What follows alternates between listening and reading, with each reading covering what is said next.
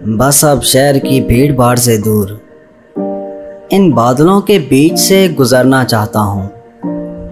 मैं फिर से एक बार इन वादियों में चलते चलते कहीं खो जाना चाहता हूँ। सो गैस इसे कहते हैं जन्नत नज़ीर वादी। इस वक्त हम मौजूद है कश्मीर में और अभी हम निकलने लगे हैं रत्ती गली बेस कैंप की तरफ। अभी नाश्ता किया है और नाश्ता करने के बाद जीप पे बैठ चुके हैं और रत्ती गली का जो ट्रैक है, जीप ट्रैक, वो स्टार्ट होने लगा है। चलें शुरू करते हैं।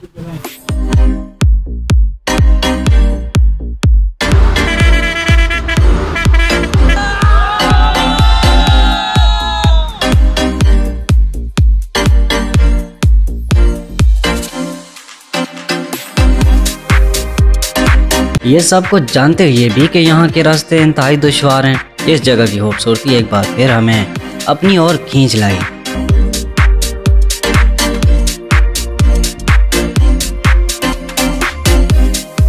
अपने दिन के आगाज और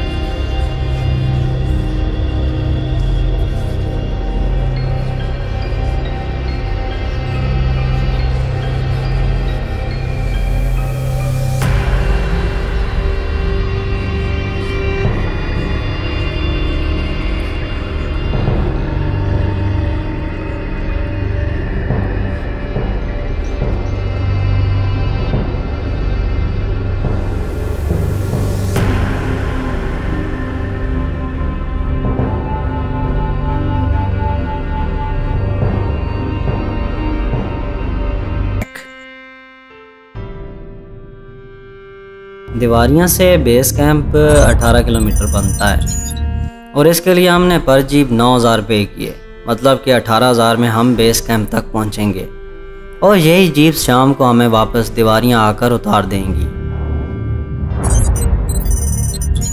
वेलकम टू रत्ती गली बेस कैंप। ये वो जगह है जहाँ से आपका पैदल पहाड़ों की ओर सफ़र शुरू होता है।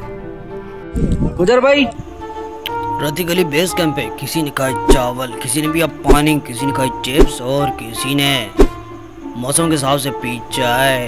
हाय कितने 50 रुपए का ये कप है। 50 रुपए का कप? ओ बाप रे। फिर हमने खाया सुपर और चढ़ दिए पहाड़ियों के ऊपर। अगर आपको लगता है कि आप में इतना स्टेमिना नहीं है तो आप 500 रुपए में ये शाही सवारी हासिल कर सकते हैं।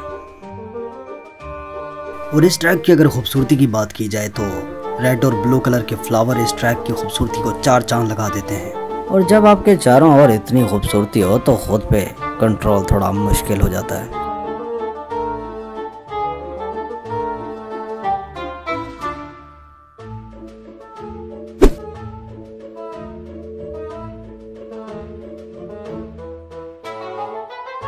हाइकिंग के दौरान ये वो स्टॉप है जहाँ हम अक्सर रुका करते हैं और आज से कुछ सालों पहले भी हम यहाँ रुके थे कुछ खास दोस्तों के साथ। इनसे मिलिए, यह सलीम एंड सारा, जिनके साथ 2019 में हमने ट्रैवल किया था। हेलो नोमी, हेलो सैम, कैसे हैं आप सब? अगर हमारी वीडियो देख रहे हैं तो बहुत सारा प्यार आप लोगों के लिए, अगर नहीं देख रहे तो भी बहुत सारा प्यार। सो गैस बहुत ही अलग किस्म का व्यू है यहाँ पे। इस वक्त हम हाइकिंग करके ऊपर जा रहे हैं, मिड में पहुँच चुके हैं और मेरे पीछे से देख सकते हैं कि काफ़ी सारे बंदे जो हाइकिंग नहीं कर सकते वो घोड़सवारी कर रहे हैं और हॉर्स राइडिंग। मैं इस वक्त पैदल ही जा रहा हूँ। दिन गुजरी जा रहे हैं, घोड़े दौड़ी जा रहे हैं और हमारी नज़रें मंजिल की मुंतज़िर हैं। इस वक्त हम मौजूद हैं 9,000 फुट की बुलंदी पे। ऑक्सीजन की कमी की वजह से इस वक्त सांस लेने में दुश्वारी हो रही है। हाइट काफ़ी ज़्यादा है और इन पहाड़ों के बीच ग्लेशियर का पिघलता हुआ पानी इन पत्थरों के बीच में से गुजर रहा है और झील के बिल्कुल हम नज़दीक पहुंच चुके हैं। आइए एक नज़र सैटेलाइट से आपको चेक कराते हैं। इस वक्त हम मौजूद हैं नीलम वैली आज़ाद कश्मीर पाकिस्तान और बुलंदी है 12,130 फुट। ये लेक तकरीबन साल के 12 महीने ग्लेशियर से ढकी रहती है and these glaciers are the source of water in the lake. इस झील में आने और यहाँ से वापस जाने में आपको 9 घंटे लगते हैं और अगर आप लेट आते हैं तो इन पहाड़ों के बीच बेस कैंप में ही आपको रात गुजारना पड़ती है। ये वो जीप ट्रैक है जहाँ से हम गुजर कर आए हैं।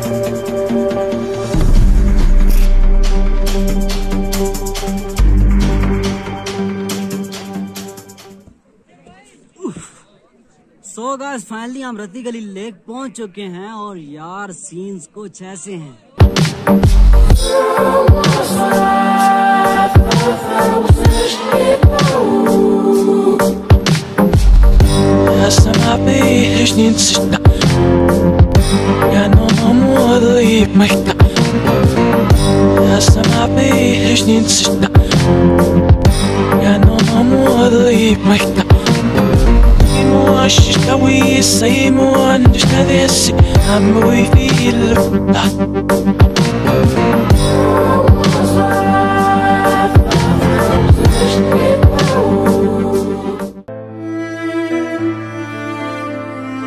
खुशी को अपने अंदर तलाश करना चाहिए। खुशी बड़े बड़े ख्वाबों के पूरा हो जाने में नहीं, बल्कि खुशी तो छोटी छोटी बातों में होती है जिसे हम महसूस ही नहीं करते और आगे बढ़ जाते हैं। हम अपनी छोटी छोटी खुशियों को अपने बड़े बड़े ख्वाब देखने और पूरा करने में ही खो देते हैं।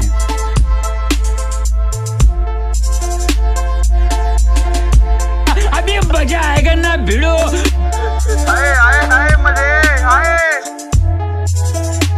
नज़ारे इतने खूबसूरत थे कि यहाँ से जाने का किसी को दिल ही नहीं कर रहा था, लेकिन जाना तो था। यहाँ भी भला कभी कोई रुका है क्या? हाँ, वो लोग रुकते हैं जो कैंपिंग के शौकीन होते हैं, वही देख पाते हैं ऐसे खूबसूरत नज़ारे। लेकिन हमारी सुबह कहीं और होनी थी तो हम यहाँ से निकल पड़े। दूसरा दिन स्टार्ट है, तैयारी हो रही है। फुर्तियाँ चेक करें आप हमारी। ये अली बेल्ट बांधा, कमरे में हम क्लोजिंग कर रहे हैं कि कहीं कोई चीज़ रह ही ना जाए। होटल है मियाँ जी का और लोकेशन है शारदा। कर रहे हैं हम नाश्ता।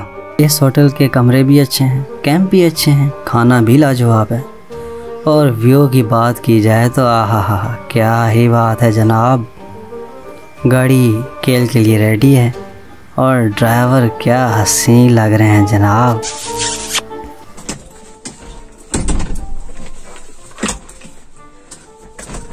सो गाइस फाइनली अभी हमने सामान गाड़ी में रखना शुरू कर दिया है क्योंकि अभी हम अड़ंग खेल के लिए जाने लगे। ज़िंदगी हमें खूबसूरत दोस्त देती है, लेकिन अच्छे दोस्त खूबसूरत ज़िंदगी देते हैं।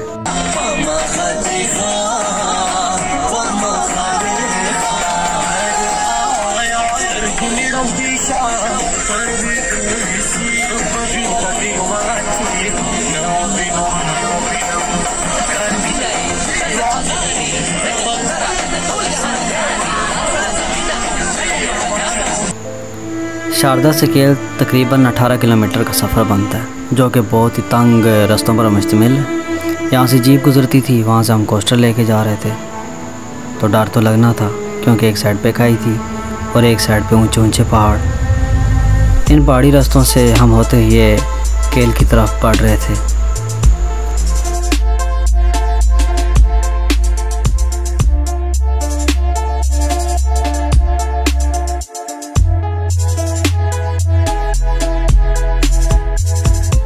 वो ठीक ही कहते हैं कि कुछ रास्ते मंजिल से ज़्यादा खूबसूरत होते हैं, लेकिन यहाँ तो रास्ते भी खूबसूरत थे ही, लेकिन मंजिल भी खूबसूरत थी। कुछ रास्ते चट्टानों को काट के इनके बीच में से बनाए गए थे, जो कि दिखने में काफ़ी खूबसूरत लग रहे थे। अरे भाईजान 1 मिनट रुक जाइए, हमें गुजरने दीजिए।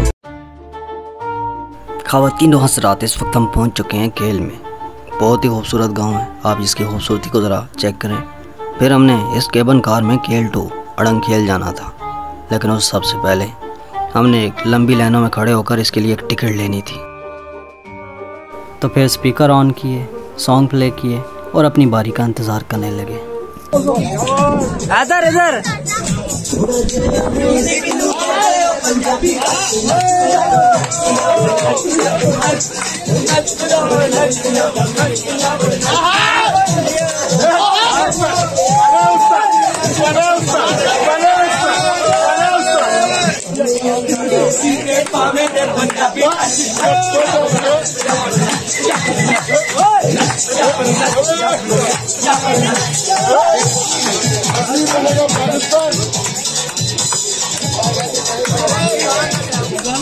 लो जी, हमारे जाने की बारी आ गई। I am very excited. दिल की धड़कनें थोड़ी तेज़ हो चुकी हैं।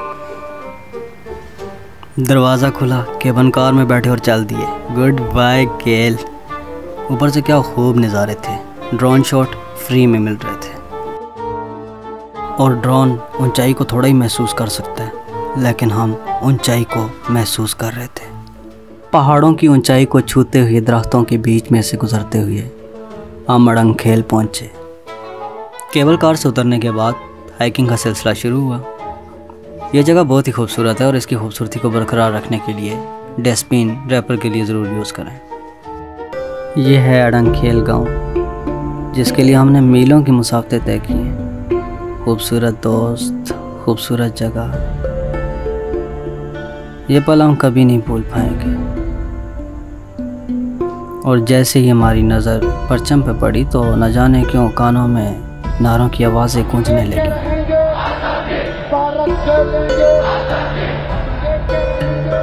ये बच्चे ही कौम का मुस्तकबिल हैं और कौमें एक दिन में नहीं बना करती। आप अचानक एक नई दुनिया तख्लीक नहीं कर सकते। असूल आज़ादी के लिए आपको एक अमल से गुजरना होगा। होटल में सामान रखने से पहले हमारी मुलाकात इन बाबा जी से हुई, जिन्होंने कश्मीरी ज़बान में बहुत ही सुहाना गीत हमें सुनाया और सब ने खूब एंजॉय किया।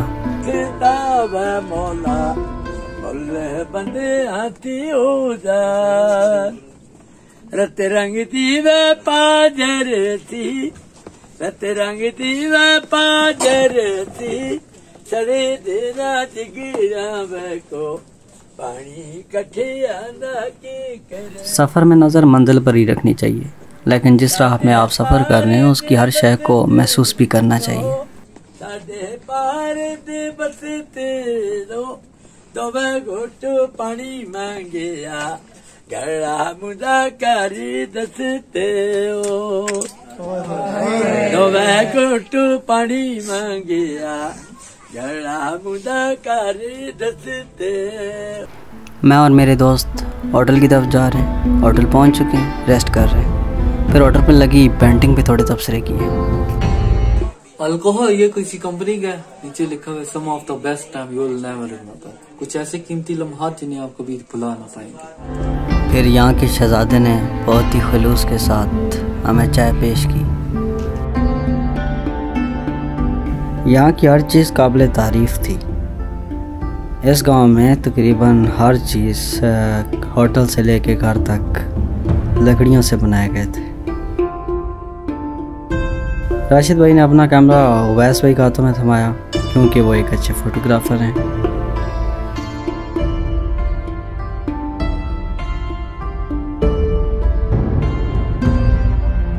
कश्मीर का हुस्न हर दिल को भाता है। ये ऊंचे ऊंचे दरख्त और इन दरख्तों की खूबसूरती, जिसे देखने के लिए ये लम्हे बहुत ही कम हैं। ये मेरा फेवरेट गांव है, अड़ंगखेल। आज से पहले इतना खूबसूरत गांव मैंने कहीं नहीं देखा और मेरी यही ख्वाहिश रही कि मैं यहाँ पे किसी न किसी दिन आऊँगा और रात गुजारूँगा, देखूँगा कि यहाँ शाम कैसी होती है, रात कैसी होती है। कभी कभी मैं सोचता हूँ कि इंसान ने ख़ुद को कितना मसरूफ़ कर लिया। उसके पास खुद के लिए भी वक्त नहीं रहा, लेकिन हमें ख़ुद के लिए थोड़ा सा वक्त ज़रूर निकालना चाहिए, क्योंकि जब हमारी ज़ात पर ख्वाहिशात का बोझ बढ़ जाता है तो हम थकने लगते हैं, आगे बढ़ना मुश्किल लगने लगता है। हमें कुछ देर के लिए आपस में बैठ जाना चाहिए। ये वो लम्हा है जिसमें हम हर बार की तरह कुछ नए दोस्तों के संग बैठते हैं और एक दूसरे को अच्छी तरह जानने की कोशिश करते हैं और आपस में की हुई मीठी मीठी बातों को सालों याद रखते हैं।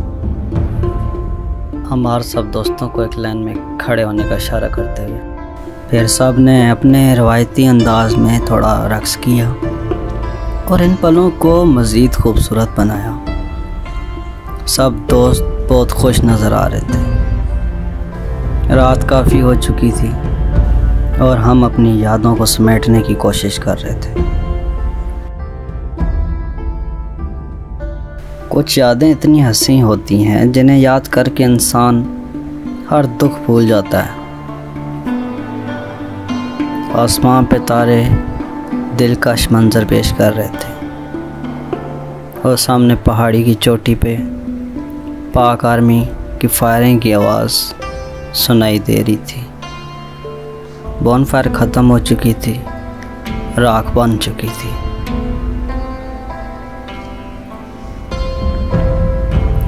होटल की लाइट ऑफ हो गई और हर तरफ अंधेरा हो गया। Thanks for watching.